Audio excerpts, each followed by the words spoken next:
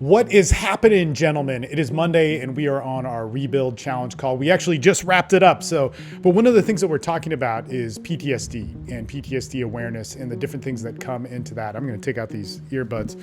But when guys are going through a traumatic experience, and especially with divorce, there's a lot of guys in this, we need to do more than post-traumatic stress disorder awareness.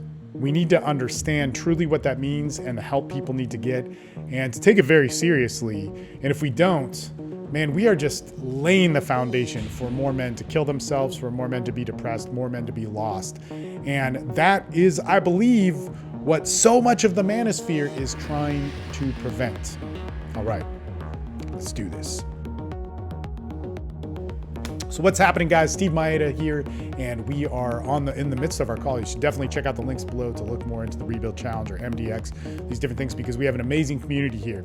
And in this amazing community, there are a lot of guys who have been through the ringer, through divorce, breakups, as well as just coming of age and trying to find yourself. And for me, look, I'm 43 years old. I've been through 2 major custody battles. One of them I was thrown in jail for, didn't get to see my kids for 5 years, eventually was absolved of it. A lot of attacks in that. And then the second one, they tried to bring up that sort of the different claims that were made against me and did everything right in court and did what was, I believe, best for my family. And so it's a big mission of mine to talk about those things. One of those things is PTSD. So for me, I've had issues with addiction since I was 14 years old, been in and out of recovery since I was 14 years old. There was a huge point in my life where those things were massive and or just the tortures of it were huge. Like, addiction is not fun. I totally get it. I work with addicts now, and then got clean this last time, and hopefully it stays when I was 30.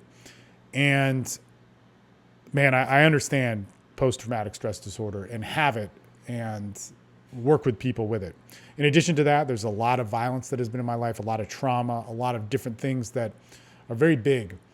When I went through my last separation with my ex, there was a lot of really screwed up stuff. And to the story, which you don't need to know the details of it now, and just out of respect for my family, is that got triggered. And one thing that my ex did was she kind of laughed it off, like, PTSD, what is that? In the situation which was happening in here was that I got triggered by something really bad that she was she was involved in. And man, it was tough. It was tough. I started having flashbacks again, started not being able to sleep, losing pieces of time and so on. And the people in the rehab that I was working at all told me, dude, you need to start seeing somebody. Like, this is clear. And I work with people who have PTSD. They work with people who have PTSD. We get it. When we talk about post-traumatic stress disorder, we do push-up challenges, we talk about vets dying, we politicize it. But what is interesting about this is what you have to do if you have PTSD is you need to get help for it. You need to seek some sort of therapy for it. There's actually some therapists that are on this board. Adam Goodson is somebody that works with people who have PTSD. I would recommend a lot of people, talk to him, and I've had great success with him. There's another therapist on this board, on the Austin Men's Development Board, Michael Giles. He lives in Austin. He's a guy to talk to. I know therapists locally in Austin that you can work with on this. I know a bunch, actually. But we need to realize that if we do not understand this, or do what actually my ex did to me, she was, you're too white, or some shit she said to me, like, that's bullshit. There's laziness. There's not PTSD.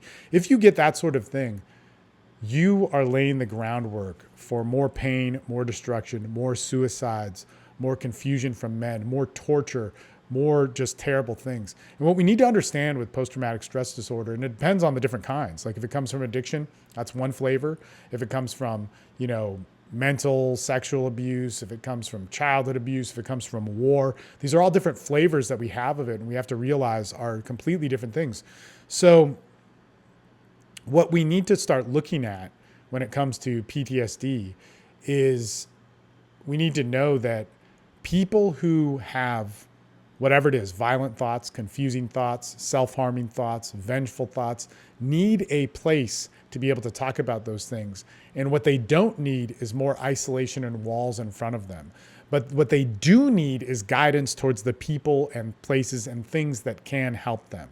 And if we are not understanding that, meaning if somebody going through divorce, very common thing, starts for the first time in his life, start thinking about suicide, starts thinking about revenge, thoughts that he doesn't normally have, he needs to be guided, or she needs to be guided in the right direction where that can be facilitated, rather than saying that's not normal, you need help, or you're screwed up, you need help. This is very, very important when it comes down to how we deal with trauma, is they need to be put in front of somebody who they can talk to in terms of therapy.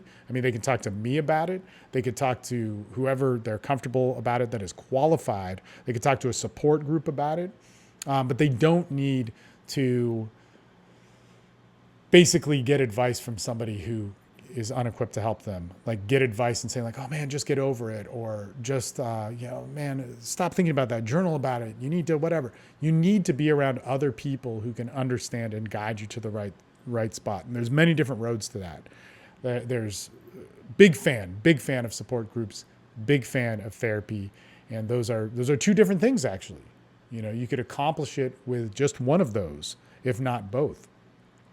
So I think that when we talk about post-traumatic stress awareness, we really need to understand what that means in putting people in front of the right people.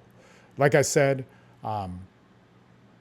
anybody who's dealing with this stuff, don't think you're different from it. Don't think you're weird. It's a part of your psychology that you're going to have to sort through and fix. It's not something that needs to be demonized by other people. It needs something that does need to be worked on, and it can be worked on, and you can get a lot better from it. And I think you should know, at least, especially in my case, it came back. It was something that I worked with, I dealt with, and then some different things unleashed it. And what we got to realize is that in heavy traumas, they can go away. They can be not suppressed is the right word. They can be dealt with. They can be managed, but they can come back because that is your threshold of feeling and understanding things, which is very important. So I think it's an important thing to talk about, guys. If you're having issues with the post-traumatic stress disorder, take it seriously. Do something about it. Reach out. You can reach out to me. There's actually a bunch of people on this board that you can also reach out to.